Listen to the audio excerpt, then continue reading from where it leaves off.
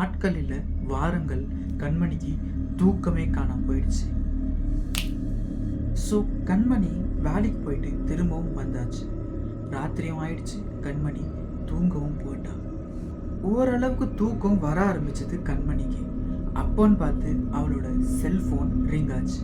என்னன்னு பார்த்தா அது நம்பரே இல்லாத வந்த ஒரு ஃபோன் கால். கண்மணிக்கு பயம். கண்மணி அந்த ஃபோனை அட்டனும் பண்ணல, கட்டும் பண்ணல, சைலண்டில் போட்டு தூங்க ஆரம்பிச்சிட்டா. அப்போது ராத்திரி ஆகிக்கிட்டே போகுது.